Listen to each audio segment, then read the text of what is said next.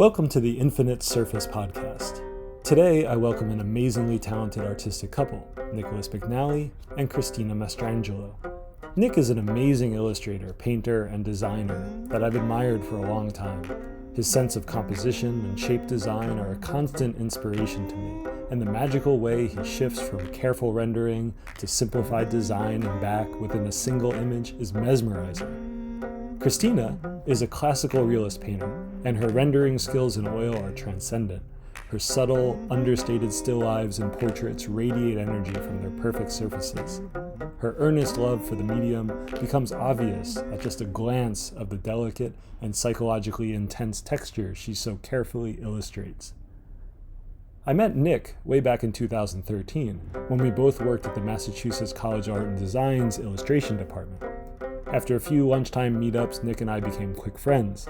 However, despite also working in Boston at the time, Christina and I didn't meet then, though we've chatted on and off over the years and admired each other's work and teaching from afar on social media. Today will be the first time that we actually meet, even if virtually.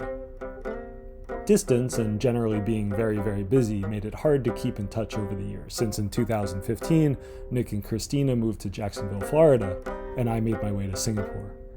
However, among the many great things that COVID-19 has brought us this past year and a half, our brand new online savvy has reminded us that we can hang out online whenever we want. So join me in welcoming Nicholas McNally and Christina Mastrangelo to the Infinite Surface podcast.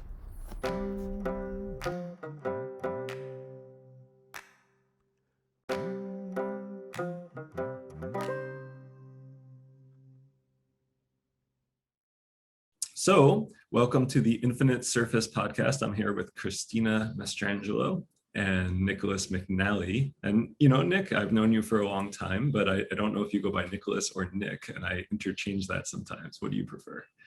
Well, Nicholas is the formal, and that's how people should introduce themselves on a formal level. That's how we go. But for you, Jesse, Nick is perfect. Okay.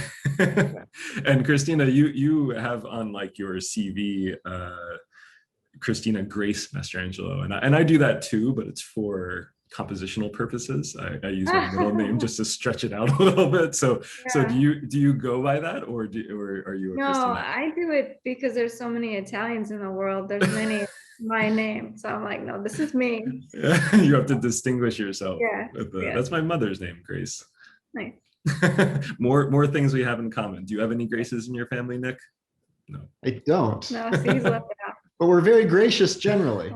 That's good.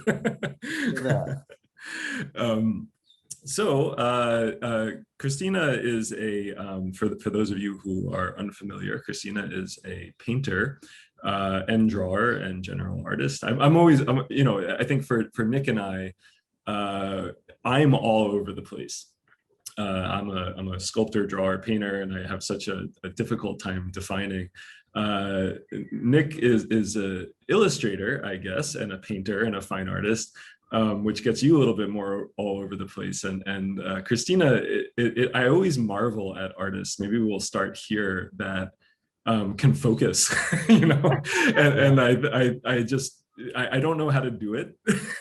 and I think you're an example of someone who has focused in a way. Like, you're a painter. I think that's fair to say, right? And maybe you can talk a little bit about how you stepped into that, and what keeps you there. Well, I think what I like to use the words classical realist painter, so it's even more exact, right? Which is interesting. I find that having that kind of label helps me to kind of like set myself apart from that big word of fine art. When you're like introducing yourself and you're like, oh, I'm an artist, they're like, oh, okay, know. So in this way, I think it's a nice terminology, and it's only been around since like the 80s. 1980 is when is that right? We're all strung together. Yeah, it was I think it was Richard Lack who decided to call it that. But the way that I discovered it was actually I was studying abroad in Florence in junior year of college, and I was the only artist in this group, and we were studying at the British Institute, taking Italian classes and art history classes, and it was the last day. So I had lived there for like 3 months, had loved the city, but was ready to go back. And I walked by this poster that had this painting that was contemporary but real. So it was actually a poster advertising a show from the Florence Academy. And it stopped me in my tracks, and I was like, what, this was painted like by someone who's alive, you know, because you're in this city. I'm like, it's just full of all this history, but I wasn't exposed to actual living artists there.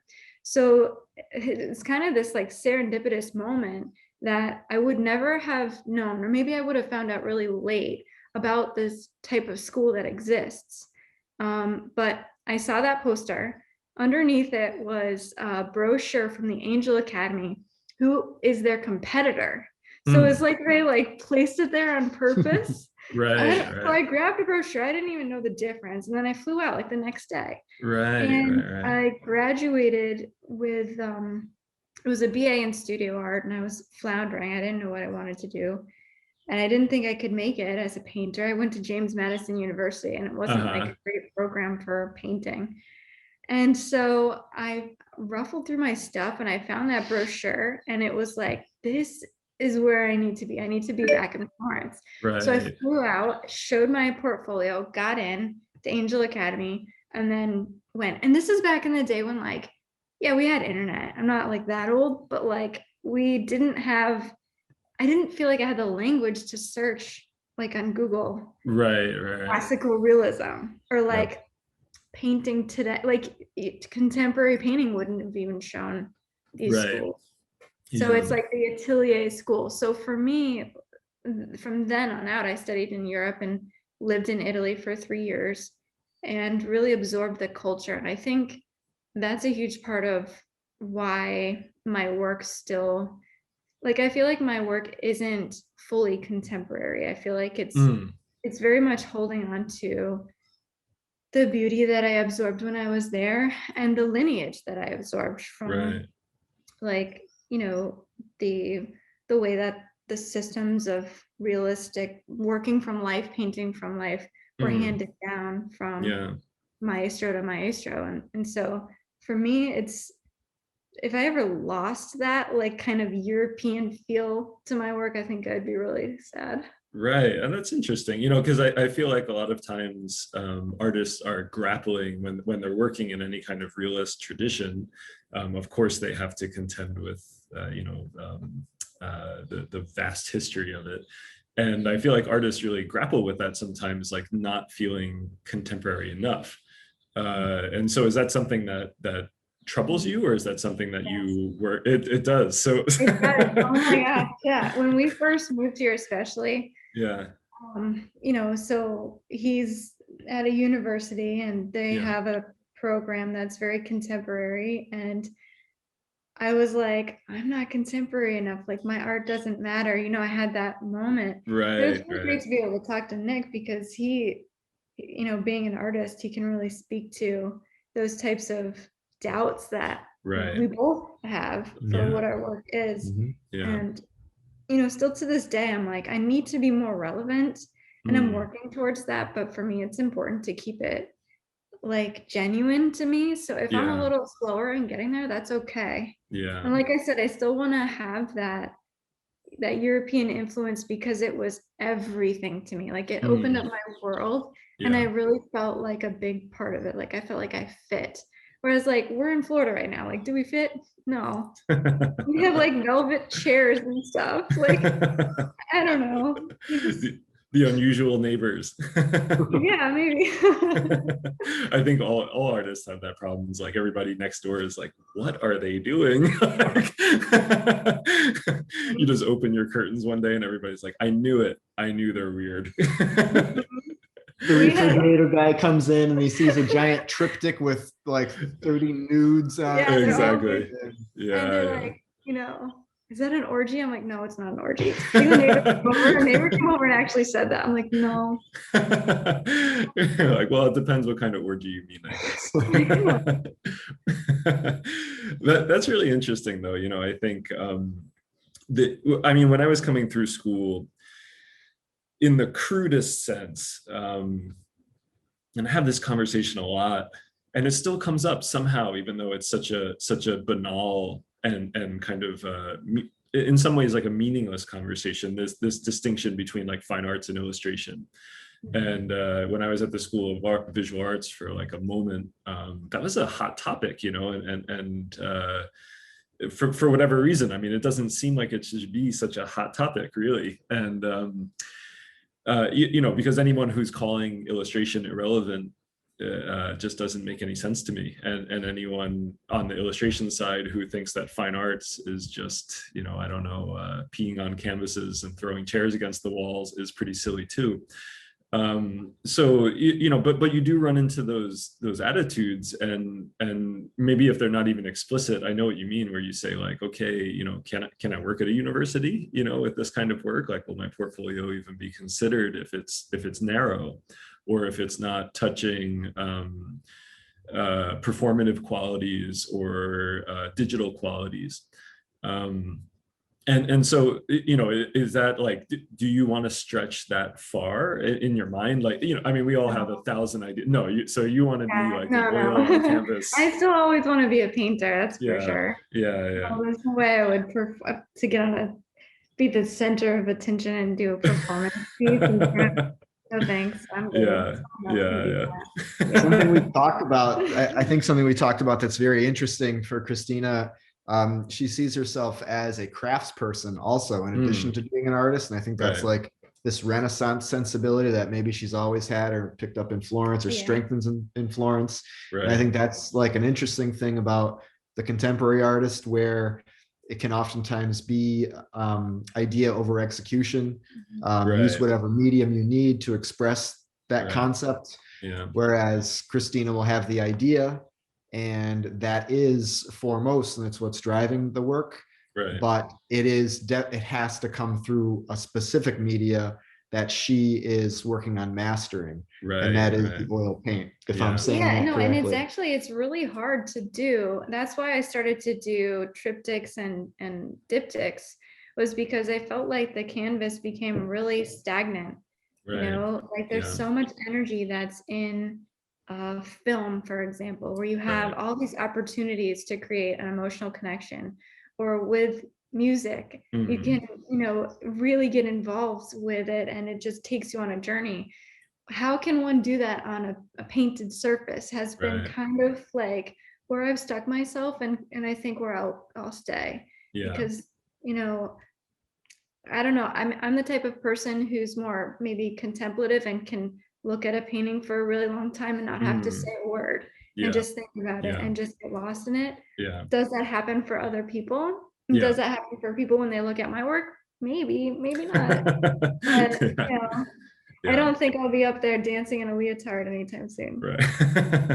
Yeah, you know, it's interesting. I think I knew a person who was going through the Cranbrook Academy, which is a quite interesting master's program up in Michigan, and you know, that ranges. It comes from a craft tradition, and so in the 50s and 60s, there was all these famous furniture makers coming out of there, and like just real like craft. And they have a glass program, or they don't have a glass program, but they have like almost like a product design program alongside their sculpture program with a master's degree, stuff like that. And, you know, coming into the modern age, a lot of that has transformed into, you know, like more contemporary, and I should put quotes around that because I don't think it's such a singular word, but some of these modes of making that are more contemporary.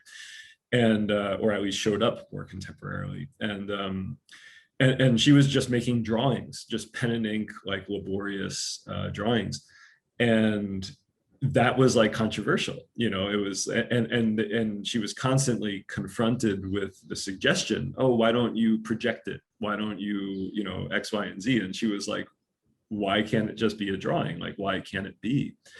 And I find that even, I mean, this is. As most people will know, this is I'm just beginning this podcast, so this is only my second one, and even in its format, when people talk to me right away, they're shooting off suggestions like, oh, it should be shorter, it should be this, it should be that.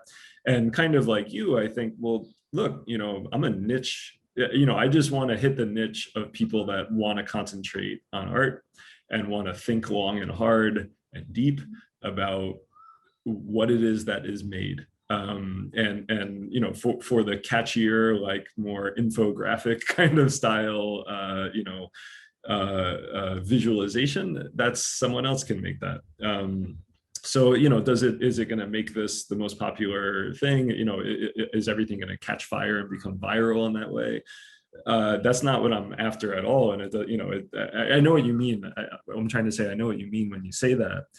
I just think it's a matter of maintaining your voice, and I've always thought as an artist, people are constantly kind of nudging you, like nudging your ego in a way. And it's very difficult to, well, for me, it wasn't that difficult, but you have to maintain your kind of core being, like your core interests. And I don't know how else you could maintain such a long, arduous process, especially like, both of your ways of working are laborious, and how could you possibly get through that process without loving it? I think you would turn it, if you didn't love it, you'd turn into a banker, right? Make more money that way. Definitely. So is there any projects that you're working on now, Christina, that are new or are working in a different direction? Well, recently with the pandemic, it's been very much like getting to use technology. Right. So that's been an interesting change. And it's sort of, I've taken a little bit of a sidestep from that, unfortunately. But I did get a grant recently to help fund an exhibit of 12 paintings of women.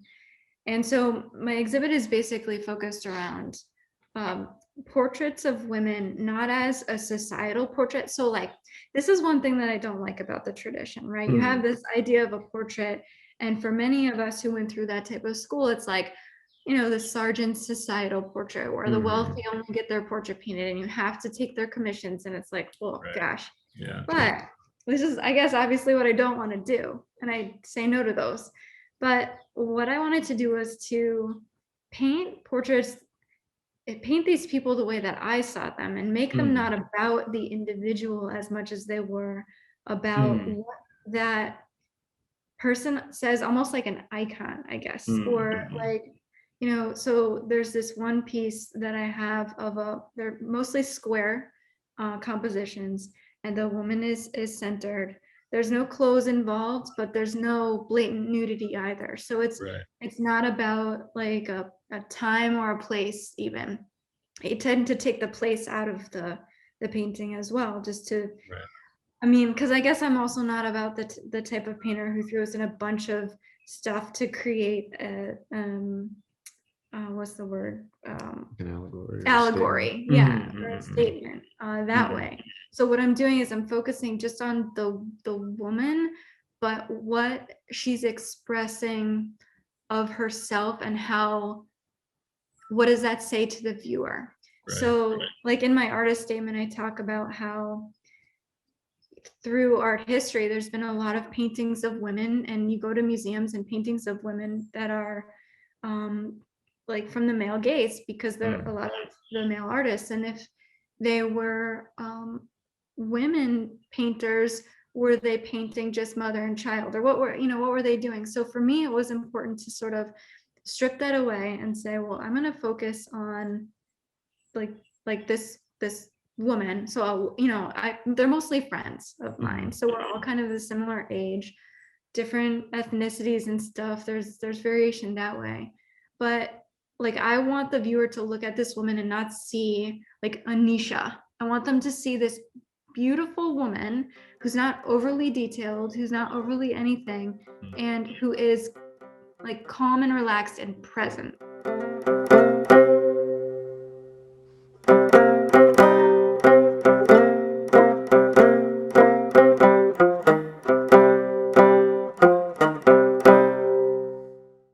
I get the sense, I don't know your process entirely, but especially your still lives are believe done from life, as the title suggests. But are your portraits done the same? I mean, COVID must be really wreaking havoc with your model schedule. Yes, I had one model come in, and it was only because we knew that we were both safe and all that kind of stuff. But no, so those have been working from photographs, and it's interesting because we didn't learn that in school, and not that it was like, shunned or anything, but it was kind of very much about tradition, and this isn't, that. So I had to kind of teach myself how to do that. And I'm a terrible photographer, which kind of works to my benefit. So I don't have these like perfect photographs that I then paint. They're like, oh yeah, that'll do, and I'm like, I think I'll add this to the background. And like, I'm going to change the skin to do this. It'll be more blue here or whatever. So I think it turned out to be pretty fun. And it's almost more relaxed because I don't have to feel like I have to make the model comfortable or anything. So, yeah. That's interesting. I have never really developed any kind of process for using photographs for imagery. I do a little bit with my paintings, but that's mostly for like landscape, these kind of like urban landscapes I was doing a while back. But in terms of like the figure, like I'd use them for reference if I'm, doing some kind of sketching, or especially for my sculptures, I'll use photographs for reference a little bit. But beyond the tradition of it, I get so much more everything out of working with a model, and I think that there's a kind of romanticized view of it, but there's really just a pragmatic view of it too, which just says like there's more information there, there's more inspiration there, there is. I think working with photography for an illustrator is really interesting because I always do it. And I encourage my students to always do it. It's a quarter of every assignment. There's a planning stage, and there's the fully drawn out stage, and there's the final piece. But then in between the planning and the drawing stage, there's always photo reference. But I always emphasize that it's not to make you, student, a photo realist. It's not what it's about. You have to beware of the tyranny of the reference, as I like to call it, because like you may have this great, unique style that is like completely yours, and nobody else could ever do it like this. But you see this great photo, and like you were describing, I think it's this perfect photo, and you just love the light and shadow on it. It's every single line is crisp, so you can see everything, and you start to draw it, and it starts coming out real, and it looks nothing like what you would naturally draw on your own. So it's more about just getting information. So as illustrators, we're often doing things from scenery, from maybe it's from a different time period, so we only have a limited visual vocabulary. If you need figures, in different poses, where you fine artists can take the time to get a beautiful model to pose in, the position you want, or experiment with different positions. Sometimes we have a tighter deadline for a client, and just snapping that quick photo of a person or getting that image from a certain setting can be really useful, as long as you don't let it tyrannize you. You just let the photo serve you. You don't serve the photo. And so Nick, maybe segueing, is that are you working on an illustration project now? Because I know you both had a exhibition together. I saw that on your CVs, and I couldn't attend. Husband and wife. It was called it was titled the Imagined and the Observed. That was the subtitle. Marriage was in there somewhere. A marriage of the imagined and observed. And so, which of you is imagined and which one of you is observed? You're okay. So that was fun. We sold a bunch of stuff. We did. It was worth it. We don't have to say who sold more. That was one of us. But the position of your eyebrows is telling me that you did well. But the other person who sold less made far more money. Okay, that's how that works. That is the arc of justice. Quality and quantity. Yeah. And was that, I mean, when you had that show, did you just put your artworks that you had together, or did you conceptualize, I mean, did you collaborate at all on anything, or was it? No, it was very last minute. It was kind of like, I don't know if we should say. You can edit this out if it doesn't work.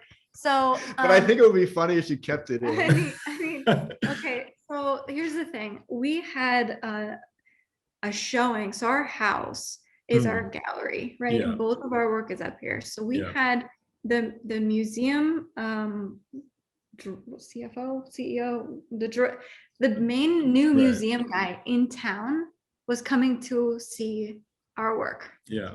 And then we got approached to show together. And I was like, okay, well, I can only give you like the extra, like, right. the good stuff has to stay here in so many words, right? Yeah. Because he was planning, and it was going to be like a weird overlap that he wouldn't be able to see. Anyway, turns out he pushed back our date anyway, and it just was like fine. But it turned out like, so it was just this random, there were new paintings in there, but it was a random kind of like leftovers of Yeah. our work, but strangely it all fit together really nicely. I had certain concepts that went together with certain works of Christina's that were of certain subject matter that kind of meshed. Like there was one where I did this apothecary where she had like shelves of chemicals behind her. This is my favorite painting of yours. Is it? Yeah. So, and then she had one that was like the title. Bottle, like it looked like a bottle from your apothecary was like the center. So right. There's just random stuff that happened to go together serendipitously. Or like, there was this one wall, they were thin, like small walls, maybe 4 feet across. He had a nude, like reclined nude sketch in charcoal. It was big and contemporary framed.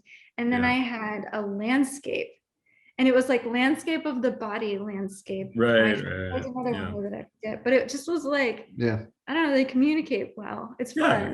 Yeah. I mean, I think you were downplaying it a little bit in the beginning to, you know, it's your B-sides, right? And so you put an album together, right? And you find opportunities in the composition, and that's improvisation, right? So that's, I mean, that's a perfectly natural thing to do, and it's a perfectly good way to have a show.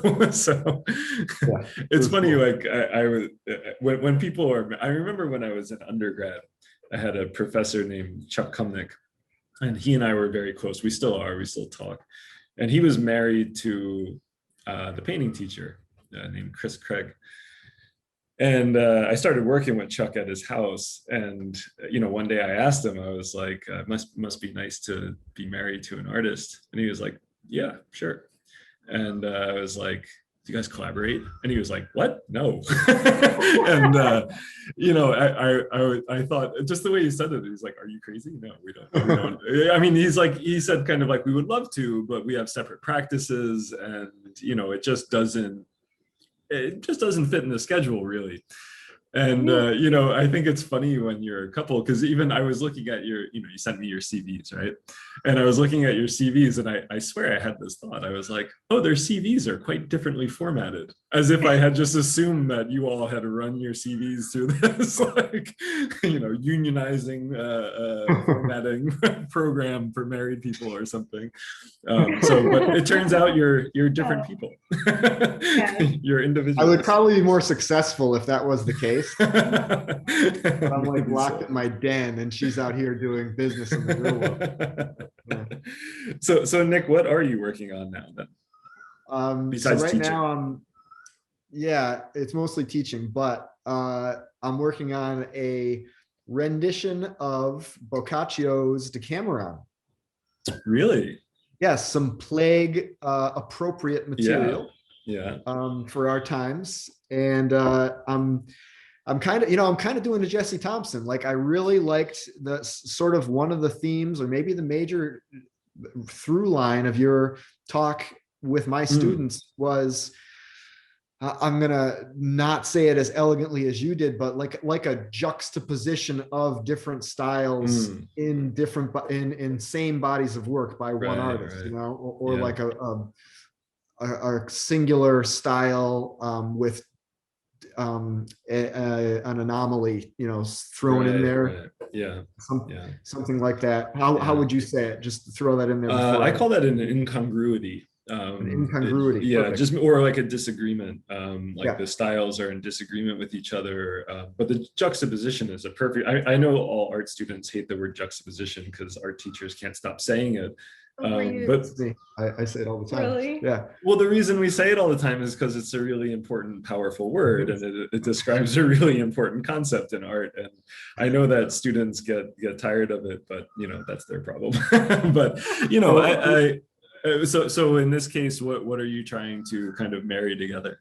So I'm trying to marry together the what was going on in Boccaccio's time with the plague in Florence and, that part of the world with what's going on with our, our plague today. Yeah. And visually also, because I'm illustrating some of it set in that period, making a period piece, but also some of it is going to be set in the setting of my Catholic school youth. Because there's a lot of imagery that is humorous and obviously Catholic Church related, and I think the aesthetic of the mask, it can be quite a beautiful aesthetic in visual art. I feel like I think the first visual art piece I ever saw when the pandemic really started to become a cultural icon and when we first started to go into lockdown was a play on, I think it's Magritte's piece where there's like these people with their heads wrapped in cloths of some sort and they're kissing, a male and a female kissing. But then it was a play on it and they had, it was an illustration or painting, whatever you want to call it, of a couple kissing, but they had masks on. Right. Okay. Medical masks. Yeah. And I don't know, there's something interesting to me about that image of just anything that you see with the masks on and then things happening. Right. It's become such a part of our lives, and seeing, people in 14th century Florence with contemporary medical masks on is I think strange and interesting juxtaposition. Or incongruity, if you will. Yeah, or there's what's the word for that when something is out of time and out of place? Anachronism. Yes, an anachronism. Anachronistic. Absolutely. Yeah. That's excellent. Yeah. So is that one of your favorite books? I love classical literature. Yeah. Okay. That's one of my favorite shirts that you're wearing right there. You know it. So classical literature that fits right into that theme. It's that's right in the center of my bookshelf. That's why I'm looking in that direction. I'm looking at my bookshelf, but yeah. And also because it's suitable to our time. I see the parallels there, of course. So. And is this just a self-motivated project? Yeah. And when you finish something like this, is it meant? I mean, are you kind of like illustrating a text in the way that like Bernie Wrightson illustrated Frankenstein? Like you're just illustrating it that way, or how does it work out? It's going to be no words. Just images. Yeah. Really? That sounds like a lot of images, though. There's 100 stories. I'm like, you're crazy. Yeah. Okay. I'm trying to simplify it as much as possible, and that's my challenge. I always want to challenge myself to communicate with the elements of visual storytelling as much as possible. Making the viewer go to a focal point, using the eye path to literally like direct them around the page to somewhere else, and that's the story. Like there's this one of the most amazing paintings I think in existence as far as narrative storytelling goes, at least, is the Card Sharps by Caravaggio. Mm-hmm. And it's these there's three figures in the painting. There's this dainty youth who's on one side, and they're all playing cards, and there's some other like gambling paraphernalia that you would find like at a casino of the 16th century Baroque Italy. So there's this one kid, he's got his cards, he's holding them up, and he's got like he's hasn't sprouted his first fuzz of adolescence yet. He's very light skinned, and he has a velvety cap and velvety clothes on. So he's very innocent still. And then there's this one scoundrel who is like probably like 30 years old, and he's got facial hair like you, and he's got a pair of gloves on, and he's holding up two fingers, and the gloves have like tears in the fingers, and he's holding up these two fingers as he's looking over at the kids' cards. Right. And the other, his buddy, his partner, is this knave who's very fancifully dressed, and he's got like one of those Robin Hood hats on with this feather, a long pink feather, and his shirt has gold and blue stripes that go down his back. And so that's the whole scene. All right, so he's signaling to this guy what the innocent kid has in his cards. So what is really happening is, so the focal point, the area of highest value contrast, is the innocent kid's face. Your eye goes right there first. That's just how our eye tends to work. We go there. And then, so from there, you see the guy with the two, and then you're thinking about the narrative. So you look at the other kid, and you follow the line of the pink feather and of the lines down the shirt. And then you see where that leads to the waistband of the younger knave.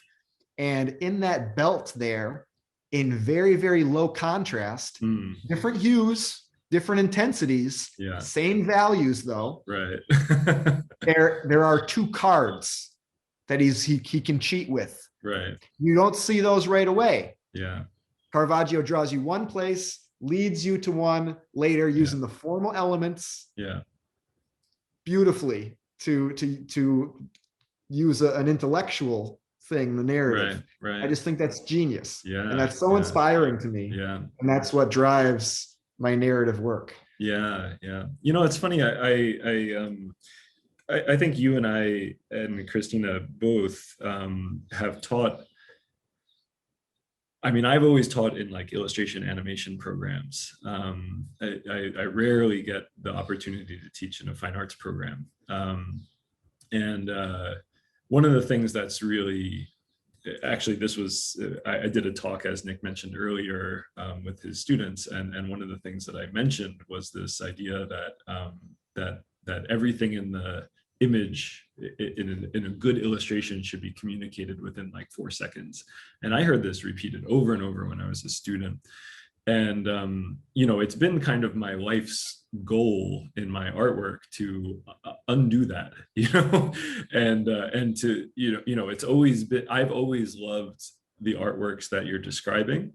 The ones that you have to work for, the ones that take long, the ones that you get to find something out that you have to go treasure hunting for.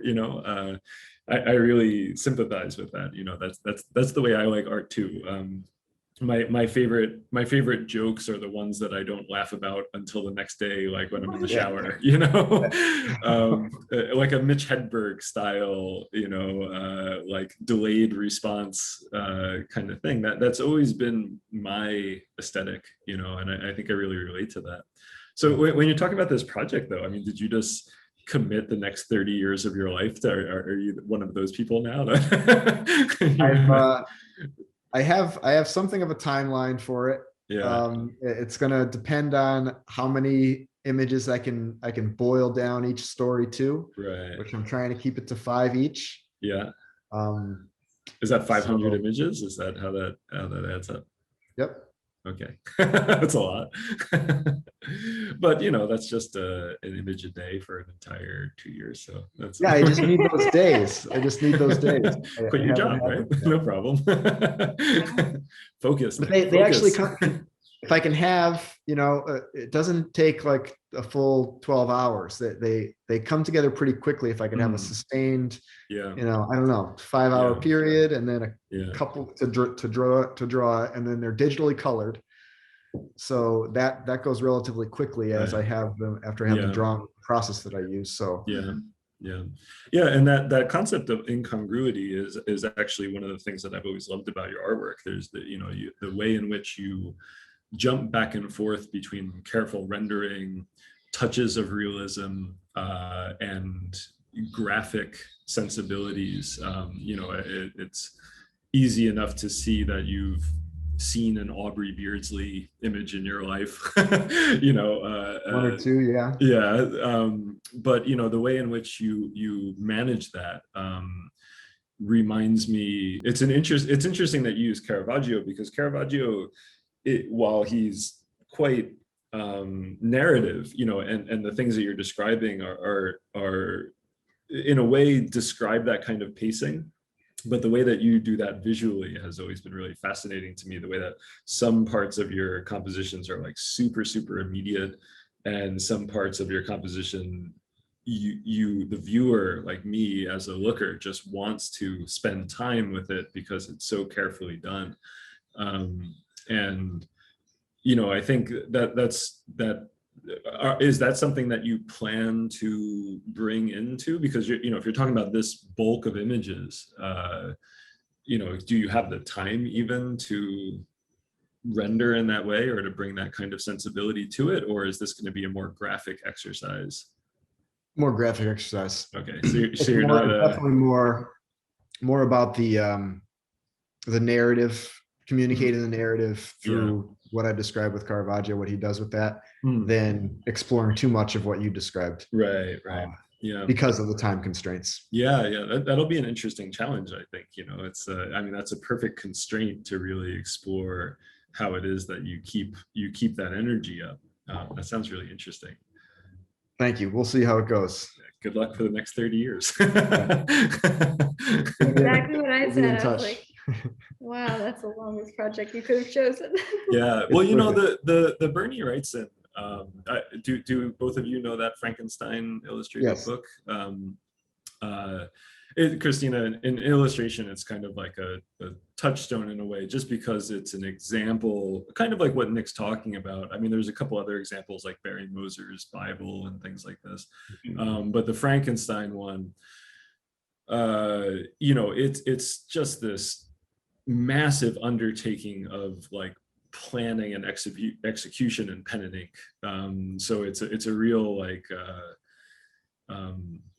textbook lesson in pen and ink, like Franklin Booth style illustration. And I met Bernie Wrightson, and one of the best things that I found out when I met him, because he was at a comic book convention, and it was just a couple of years before he died, and he had all these prints out on his for sale, and I recognized a lot of them, and I thought, I think Bernie Wrightson, his most famous work is probably that Frankenstein. He's done a lot of comics work, a lot of illustration, but that's the thing I think that stands out as his like masterpiece. And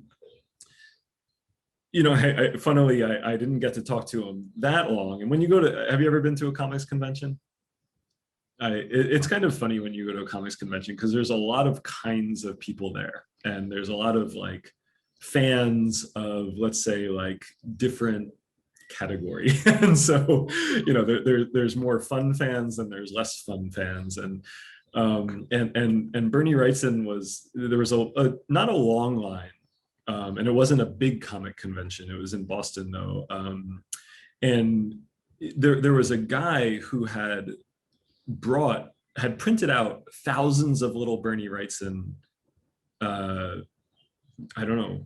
cards or something, just like printed out photographs, of his work. And he had done this with the idea that Bernie Wrightson would sign them and then he would sell them later on eBay. And so when he was at this comic convention, he, paid basically Bernie Wrightson just to sign these things. And so what this guy would do with his little trolley of cards, which were thousands, literally like boxes and boxes, is he would just get in line, and when he got to Bernie Wrightson would spend 20 minutes or so like signing and like developing arthritis or whatever, and then he would go to the back of the line and then just wait until, you know, so that a couple fans could get in. And so I was witnessing this, and I was thinking, oh God, why do we have to spend our time this way? You know, like poor Bernie Wrightson at you know, 70 plus years old, or almost 80 years old or something like that, still having to, you know, go through this stupid exercise. But I got to talk to him for just a little bit, and I felt like we were really enjoying our conversation till it got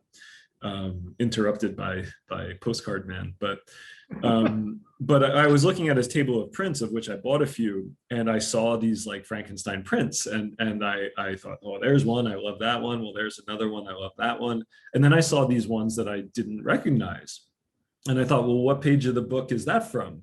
Right? Like, where is it? Where are these ones coming from?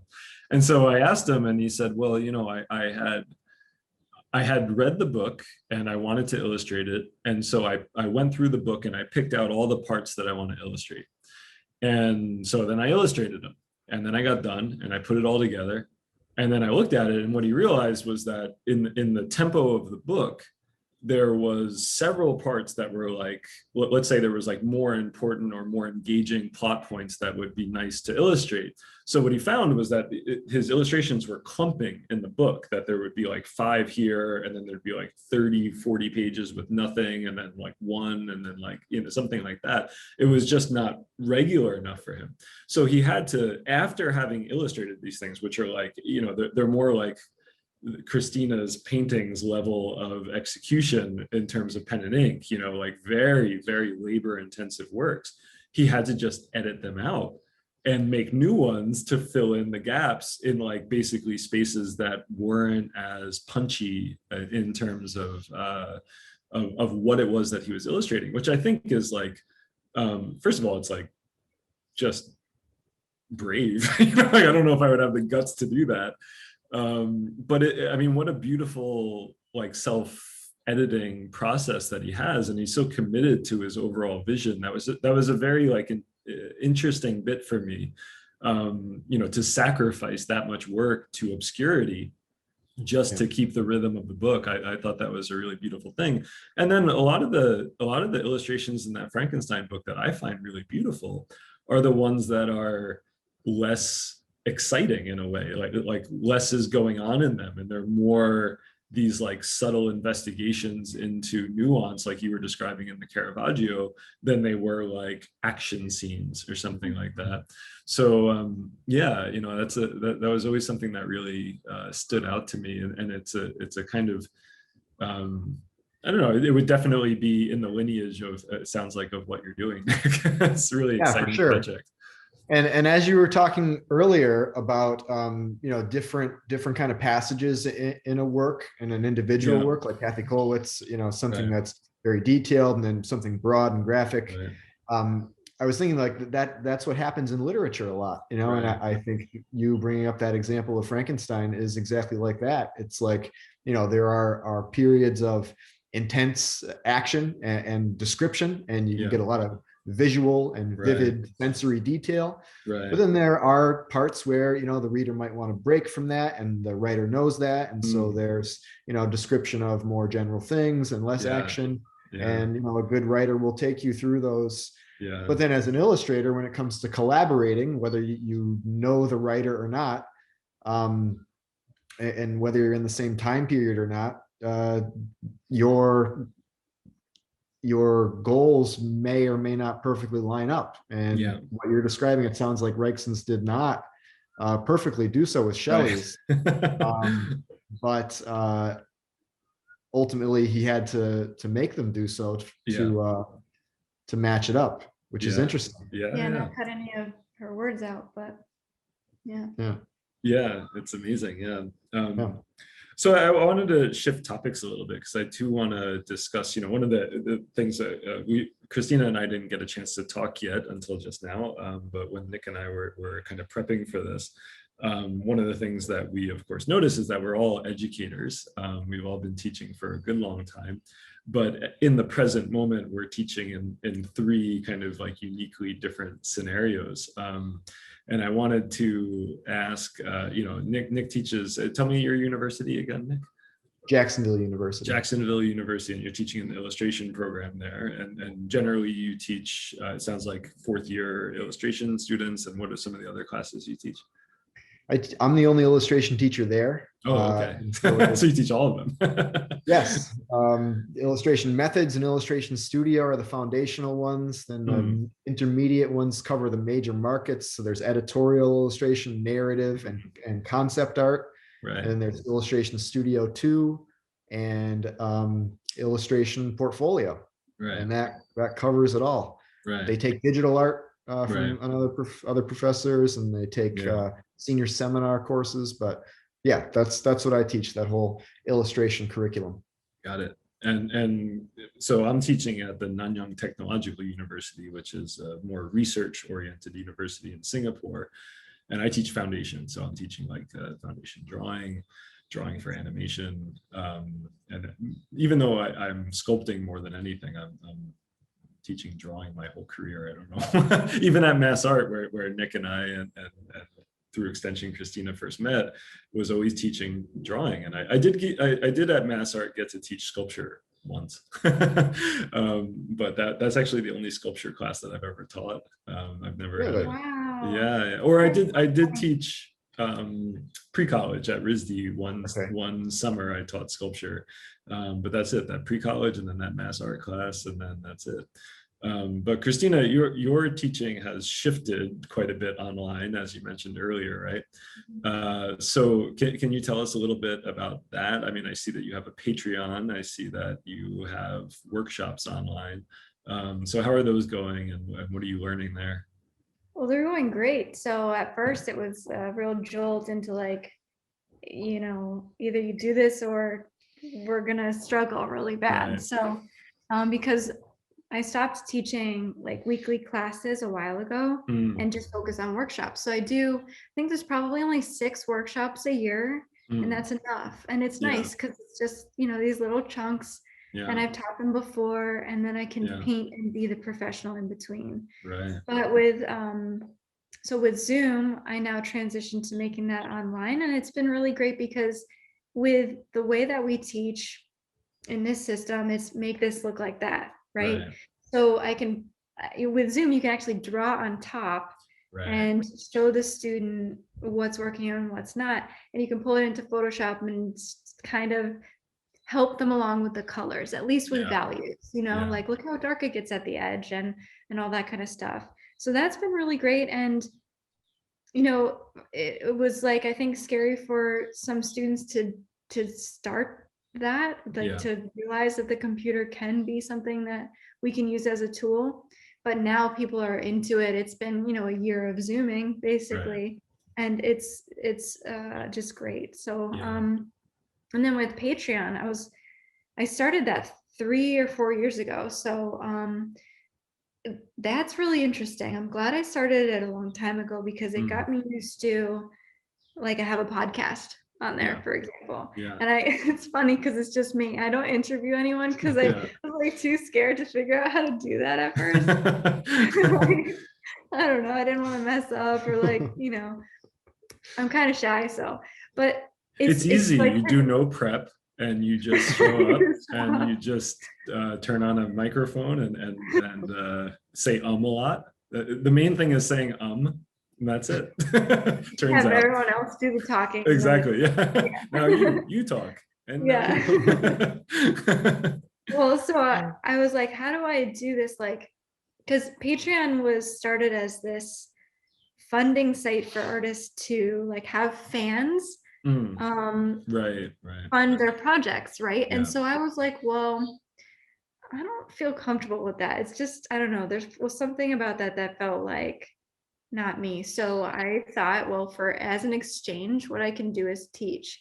And so I turned the podcasts into business podcasts. And so there's one every month. There's like 43 podcasts right now on there, and they're all about business, from like model contracts to gallery contracts to anything, like even taxes, or like what kind of business entity do you want to be? Are you going to be a limited liability company? Are you going to be a sole proprietor? And maybe what's best, Yeah. And so what I found people like about that is that it's very like art specific, Yeah. because you can find all of these business things in books, and they're so very broad. Yes. And it's Oh my like, God, well, yeah. how does that Yeah. work for Yeah. us, like Yeah. for our client base, or Yeah. like, because the market, the goods that we make, they're pretty luxury, and they're Right. Yeah. expensive and time consuming to make, and it's actually a really stupid market to be in if you think about it,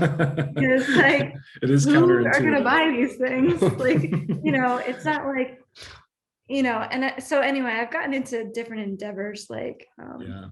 made like an art calendar this year, and that was the easiest money you could ever make. Hmm. It was amazing. It was like, Yeah. this is what it's like to be an actual business. Like you Right. make a product once and it sells multiple times, and you don't do anything. Yeah. We And do you the iterate opposite it. of that.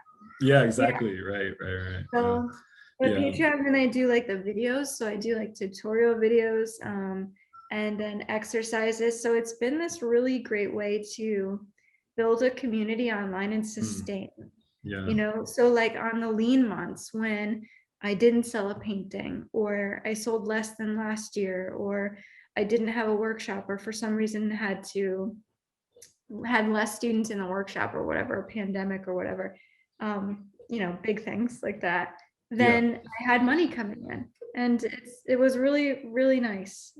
So I think it's worth looking into for artists to at least to find some way to sustain, whether it's through teaching like you guys do, or doing workshops, but it's really nice. And you can get, with it, you can have your students subscribe. So I'll teach a workshop and I'll pull from exercises that are on there. So I have like a sphere exercise, and I describe how light falls on form and shadow terminology. And then they get really interested, and they're like, well, what else is in here? And I'm like, it's a whole library. You can access it for $15. Yeah, it's totally affordable. It's pretty good. Non-luxury. Yeah. It's interesting, I think for myself, and I think I've heard this echoed pretty widely, beyond just the like, now I'm online, now I'm doing X, Y, and Z. In the classroom, like in my classroom, for instance, because I teach figure drawing often, and I know, Nick, I'm not sure about your classrooms because it's illustration, so it might be less demo based, but Christina, I think yours has some demo in your instruction. And one of the challenges always was, is the student, well, just the fact that the student is not seeing what I'm seeing from my perspective, and that, unless you take each student one by one and get their head exactly where your head was, that they're having to translate their vantage point to what they're seeing on your page and imagine what you're seeing. And, this is not, I mean, listen, I've seen demos before, and it's not such a problematic thing. Students can make educational profit out of that. But it's kind of better online, it kind of is. And like you say, you can draw, I mean, I draw over students' work sometimes in class. I draw next to students' work a lot in class. But you're right, like online, I can pop open Photoshop, add a layer, and draw right on top, and it's really direct. And that way there's no translation there, so it went really quick for me to immediately thinking about the limitations, which is just like a fear-based approach to solving online COVID teaching, to like once I developed something, I thought, this is solving like 4 problems that I never thought to solve in the classroom, because I never even considered having an online component to my class. So that's when you were talking about how beneficial it could be, that immediately rung a bell. And I think one thing I noticed too, when you mentioned the business aspect, I think that's so interesting because and maybe Nick, you can speak to this a little bit too. One of the things that people really complain about when they come out of art programs is they say, well, I didn't learn X, Y, and Z, and when they're talking about that, sometimes they're talking about techniques But a lot of times they're just saying like, I was completely unprepared for the business aspect of this. And schools solve that by having like, especially illustration programs, having like a business for artists class. And I never had that when I was coming through school. And some of the reports that I get from students are in a way that these classes are like a collection of stories and experiences that individual artist had. And of course, the problem with that is that you're not going to be talking to the same client, or you're not going to be talking to the same art director, or you're not going to be in the same decade even sometimes, right? And so these, I mean, the greatest example, of course, is like, you know, if you're talking to somebody who's working 20 years ago, you're still sending postcards to galleries and, you know, like doing physical drop off, and then that stuff gets outdated really quick. So everybody who teaches stuff is updated enough, but you know, I found that it was almost like these classes tend to be almost like war stories from the art front, you know, like this is what I went through, and this is how I managed, survived, or negotiated it.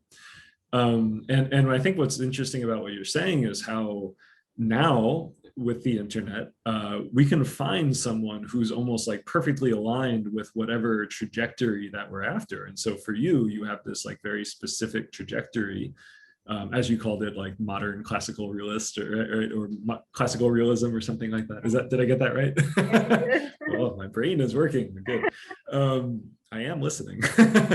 And you know, so you can access someone really directly and get actual advice that lines up.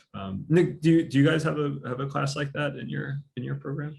I teach it. You do? How is it? Yeah, well, the thing is, like, for each different major, since all of us being all the different majors, the major teachers, because everybody is in the same position that I just described earlier, right? Whether it's design or film or sculpture or whatever, we all teach in this senior year some sort of class along those lines. Like the visual design professor, he teaches a course called creative entrepreneurship. And he's been a very successful business person in graphic design, visual design, motion graphics, and his knowledge is super beneficial for his students. Because it's, you know, he's our age. He's totally contemporary. He's still working in the field in addition to teaching. One thing that I really like about my school is, because we are such a small school, because there's only one faculty per major, while that has its benefits, a big downside is that there's only one of us and students are only getting a single opinion. So we have small budgets, but with some of the money that we do have, we try and dedicate it towards bringing in outside artists, like we did with yourself, like other artists also, and some of them who can share business advice, you know, that are, you know, in the professional field and are young. And, you know, before, this is what I meant earlier about the opportunities of COVID. Whereas I wouldn't have, I wish I would have been a better creative thinker 2 years ago, wouldn't have thought to have somebody in on Zoom. I didn't even know what that was 2 years ago. Exactly. It's okay. I knew about Skype, but I didn't think about this. Duh. But, you know, like this year, I'm having a friend from graduate school who I went to graduate school with, Angela Dominguez. She's a super successful children's book writer, young adult novel and children's book writer and illustrator. She's going to come into our class in March. She's in Virginia, but, you know, she can come just as easy as somebody from Singapore, and she'll talk about her successes, her tips, and while, like you said, it is somebody else's story who isn't having the same exact, or isn't going to have the same exact experiences as my students, at least she's offering a contemporary, you know, take that they'll benefit more from just some old dude's war stories. Or some book. Exactly. You know, it's interesting here in our animation program. in some ways, it's a very, very well-structured program. It has what you would call maybe a pipeline to it. And it's not as restrictive as all that, you know. There's plenty of options and there's plenty of maneuverability within it. So I don't think any student would feel like, you know, stuck in the current of a pipeline, but it brings students through what I guess you would consider like a traditional, like almost like Disney style, you know, script writing and storyboarding and animatic and you know, all this kind of stuff, which is pretty common in any animation program really, but here I think they've done a really good job of reinforcing that structure, like a trade school. Yeah. So is this trade training, or is this education, you know, like higher education, which generally speaking is meant, I don't know, in some circumstances meant to be quite broad. Mm-hmm. And when we think about, again, putting real quotes on this, like contemporary education, you know, I mean, I guess you can say in like the broadest possible stroke that universities have gone broader with their students, offered more options. And of course, anyone who's pursuing a discipline, you know, they have less opportunity sometimes to focus into that discipline. So Christina, it sounds to me like you spotted your discipline pretty early, and you tracked after it, and you found schools that would serve that up to you just the way you wanted it. For me, when I was coming up, I had no idea that any stuff like that existed. And I just kind of, my art teacher in high school mentioned the School of Visual Arts to me. And that was the only school I knew of in terms of an art school. I'd never heard of any other art school, and I applied to it. And then I went there.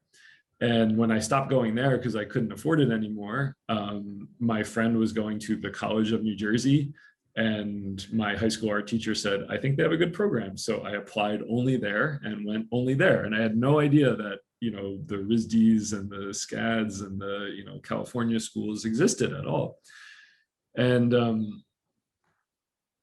so, you know, it's an interesting, maybe even dynamic between the three of us, because your teaching is probably, again, like your artwork, like the most focused.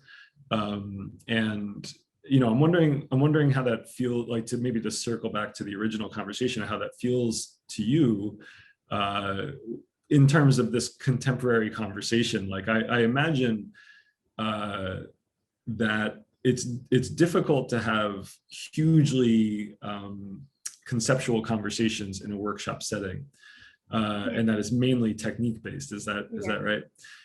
So does that leave you missing that conversation, or do you feel fully satisfied by that, or what? Yeah, that's a good point. Well, I have Nick, so that's good.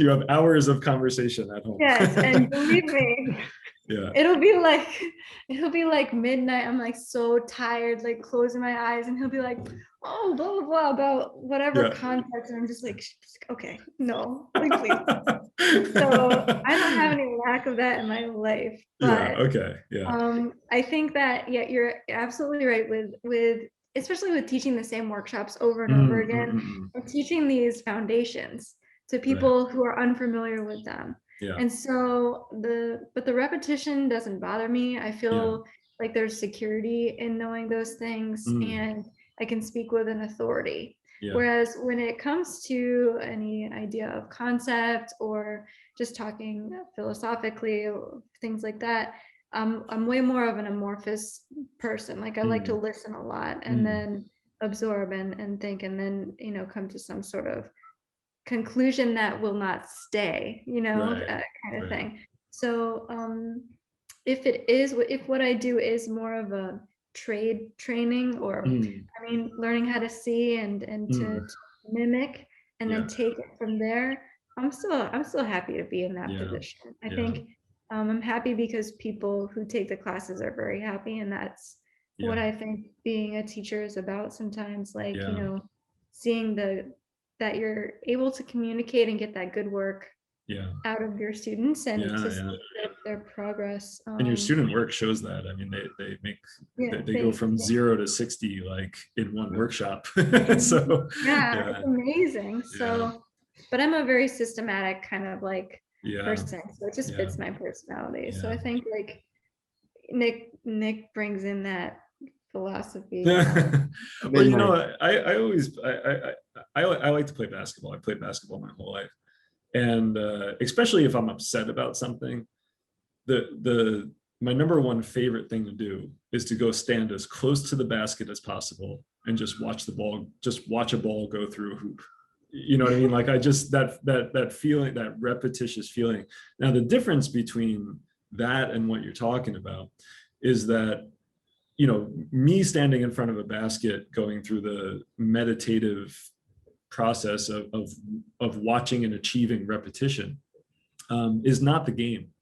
You know, that's not a basketball game. That's just meditation. It's like active meditation or something.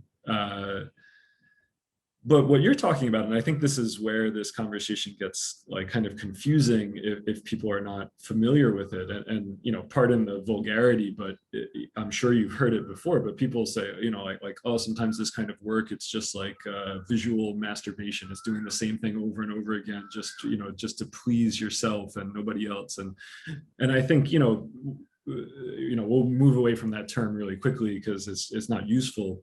But when I'm out there, you know, shooting my ball, like that's just for me. There's no crowd in that. There's no game in that. There's no dynamic in that. But when you're operating in mimesis, right? When you're operating in revisualizing the world through a medium, that is the game. And that game's not over by a long shot, in the same way that basketball is not over by a long shot. Like, I mean, what's going on new in basketball? Just different people are doing it, right? And there's like some new stuff going on. So, you know, I think there's a little bit of a confusing conversation, especially in the rank of the public going on around this kind of work, where and it's very popular with the public. That's the funny thing, is that it somehow hit this conceptual slide at some point, where I guess it was derided for a while. And when I came up through school, it was interesting to me because people would talk about the fact that it was derided or discriminated against or something like that, but nobody was actually doing that, because when somebody would work representationally or realistically, like pretty much everybody liked it, you know. So there was never like an active discrimination against it. There was like a joy in it and a joy in the public receiving it. So I you know, when you say that, it makes a lot of sense to me. I mean, I teach foundation drawing over and over and over again for the last, you know, 10 years or something like that, or figure drawing. And it's a lot of the same kind of, I think, mentality where of course I do miss teaching upper level fourth year. And so I get my fix of that by taking on like final year projects or master's students or something like that. And we can talk through and develop at these like extremely high conceptual levels. But you know, the foundation drawing stuff is I think it was really fundamental to my career also, to have to format myself and format my process in a way that was communicable. Is that a good thing to say in COVID times, that it's communicable? But that I could communicate to my students in a way that made sense, you know, and by doing that, it then made sense for me personally. Right. So yeah, that's a really interesting thing. Have you ever thought of offering a higher level class? Do you have students that would sign on to like a third or fourth session that was more independent study, or does that not fit in your program? For me, it's mostly just like not I mean, I work with people on a one-on-one basis, but it's still always the same. Like they want to get to that realist level, right. that, you know, it doesn't go beyond that for them. Yeah. And I'm okay with that. Yeah. And, you know, for me, I'm beyond that now, and I know that, but it's not, you know, so far beyond it that I don't feel, again, like myself. So I think that, I think you guys operate in a slightly different world than I do in that respect. I think, yeah, it just doesn't, I'm okay to just help the 55-year-old mom Right. pursue her love of painting Yeah. that she wants to know how to paint a flower. Like, I'm okay with that. Well, I think we, it's interesting. Like, I don't know if we operate in different worlds. I think that the structure of the university system forces us to operate at a different pace. And so, your format allows you to slow down maybe forever, like maybe just stay in a place and develop in a singularity. And again, it goes back kind of to focus. Whereas, the university system in a way forces students to broaden, which can be good too. But I think a lot of times students can and do complain that it's too broad and that they didn't have a chance to slow down and to study more and focus more. And so I'm certainly not suggesting that there's any right way to suggest between the two. I've always found like that actually, Christina, when we first kind of met and talked by email, I was trying to do exactly that, where we were at Mass Art, Nick and I teaching, and he had introduced me to your work, and you were teaching, I think, at the Academy of Realist Art, something like that. Yeah. And they kind of had me on as someone who would like bridge that, like offer for our students. I remember that. Yeah, but I don't teach anything like that. Like I don't teach anything like that. And my work isn't anything like that. And I said to them, well, if you want that, why try to, create a facsimile of it here? Why not create an accredited relationship with, I mean, it would be like if somebody wants to learn welding, do you have an accreditation like in your school, or do you send them out to trade school real quick and have them come back knowing how to weld? And for this kind of situation, I had really recommended that those schools join forces. And schools sometimes like to do that and sometimes don't. And I don't remember really where that landed. It didn't happen as far as I know. But that was always my feeling, was that those systems work well in tandem. Especially since students have like summers, like they have like summers off. And what better way for a student to slow down than to take one of these workshops and develop in the direction that they want, or that they think that they want, Yeah, like one of Nick's students who graduated Mass Art. You might remember her, Victoria Maxfield. She's really good. She was an all-star. I do. Yeah, I do remember her. Yeah. So she took my workshop the summer she graduated. Right. It was her graduation gift. Yeah. From her mom. Yeah. And she wanted to just learn like some of the techniques, and and she did great. And it was, it's different. It's the same and it's different. And so that was really cool. But I think to your point there about like having the schools, or like, these schools and teaching this mimesis, but like the Academy of Realist Art, for example, or the workshops that I do, we teach and it's like exact. And especially at the ateliers or that academy, it's like, if this isn't the same, you have to keep going, like you will not pass. Is it site size? Is that the methodology? Mostly site size. I don't think they do that with figure. Yeah. But it's very strict, like extremely strict. Yeah. And it's almost also like there's one way to do it in a way, which fits some people and doesn't fit other people. Yeah. But I think that also within that like system, like these people who graduate, who end up becoming really well-known artists and very successful, have either previous background in illustration or graphic design, or have gone to Mass Art and explored these other things, or they went to schools like Grand Central Academy, Florence Academy, graduated, and then got their master's in in a fine art field where they really got to explore concept and push the limitations. And I think that amount of schooling is probably necessary for Yeah. It's what I had. It's what I had for sure. And I went through my entire master's degree without really any sense of what you're talking about in terms of figurative training.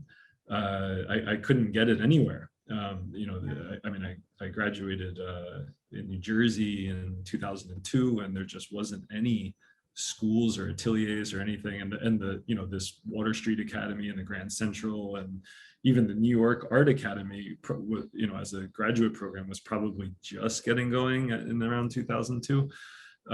So this kind of like New York and representational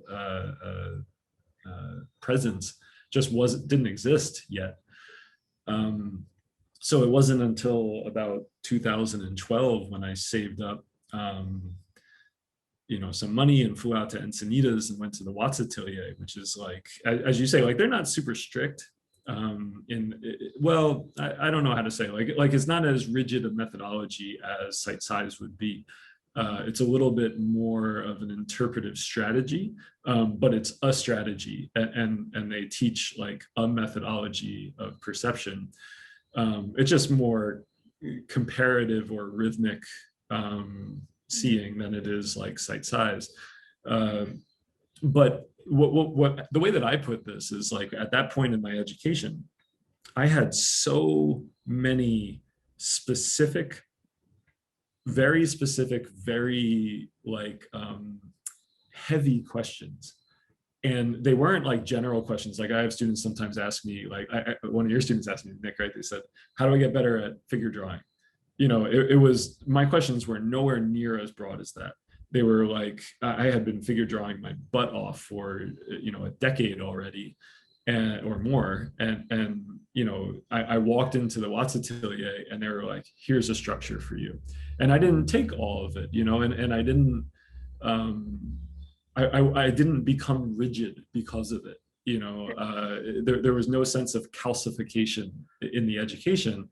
Now, I don't know what would have happened if I hadn't had those other aspects of education, because I think what sometimes the conceptual edge of education can offer is the standard and the just an intensity of investigation of concept. And so famously, I think in foundation classes you have a critique, and I like this one. Why do you like it? Because it's nice. Why is it nice? Because it looks beautiful. Why do you think it looks beautiful? And it's like this endless like digging and what we call unpacking, right?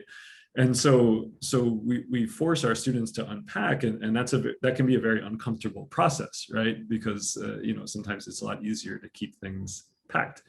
So the standard by which at least I was exposed to, especially at RISD, but in my undergrad also, to like conceptual rigor, it was extraordinarily tough, but it wasn't fundamentally representationally tough. You know what I mean? Like that wasn't one of the requirements. So, I don't know how I feel about the sequence of that. I don't know if there's an answer to that. I don't know how it would have gone, because, for me, when I was 19, like I hated Barnett Newman. I hated, I didn't even like Van Gogh. Like that was too wacky for me. I liked Frank Frazetta, and that was it. Anyways, like I don't know about. I think it's really interesting the progress that you're talking about. Like what is the right way to do things? Because I had an interesting progress as well, and I think it's more similar to yours, although we had it very similar. So here's what mine was. I went to Mass Art for undergrad. And in illustration, right? No. Or painting. Painting. Okay. In a way, I wish I did illustration. I learned nothing at all in painting. I had one good painting teacher. His name was Paul Celli. I don't know what happened to that guy. I've Googled him so many times. I can't find a single painting of his. I think one time I found a painting that was like 72 pixels per inch, but even on screen, it still looked this big. And he made beautiful paintings. They were like simplified, like cube heads, and everything else was just planar, as simple as possible, but he got light and color. he was like Joseph Albers, Mm. figurative formalist. Picture that. Yeah, right. And that's Paul Celli. I don't know how better to describe it. Color and light master, as simplified of a figure as you can get, and that's Paul Celli. Anyways, he was awesome, but he was the only one. And so overall, I learned nothing in my visual art classes there. Right. It sucked. But my as we called them there, critical studies, I believe, which is liberal arts. Yeah. They were awesome. They were the best. I had great teachers for every single class, basically. Yeah. And I learned so much about philosophy, literature. That's what really developed. That's what I would call like my conceptual education, because even the conceptual aspect of, which was basically a conceptual painting department, there wasn't anything realistic about it at all. Yeah. Representational about it, or realistic. In any other sense of the word, but like business wise. So then that was my undergrad experience. And then after I left there, I was totally, I felt like I needed something more, because I was of the same ilk as you guys, needing, like Christina went to JMU and she studied very abstractly. Nothing. And so that's why I went to the Academy of Art in San Francisco, and which was rooted, it was started in like the early 1900s, based in the atelier teaching, but it had grown far away from that, with influences of California realist painting, and Hollywood animation studios, I think, too, or California animation studios, I should say, which was a really great combination. Like this Sorolla and this Disney Pixar aspects, and it was just like a great aesthetic that I learned so much from. And I think that combination, plus I studied at the Illustration Academy for one summer, and I learned so much there. Is the Illustration Academy the online, or? No, it was in Sarasota, Florida at the time. It was with Gary Kelly and Sterling Hundley and Mark English started this, it all out back in the day. Scandalously collapsed a few years later. It did, or something, but then it became the new Masters, the Art Academy. The art department. It became and Mark English's son, John English, is like the head of it now. It was the best. That's where I learned the most out of all of my education. So I think having that conceptual foundation through the liberal arts, through reading stuff, and then having an education in some realism and illustration, narrative illustration, and then coupled with what I learned at the Illustration Academy, which was some different techniques, experimental techniques in illustration, techniques that specific illustrators used who were really good and popular and contemporary, and then the business aspects that I learned there. That kind of combination was really good for me, and that's kind of what I bring into my own thing at JU. All that put together. Well, anyway, I think that's a good note to end on. It was very nice talking to you, and we'll have to do this again. I feel like there's definitely a part 2 in the making. Sounds great. All right. Thanks, Jesse. Thank you. Good night.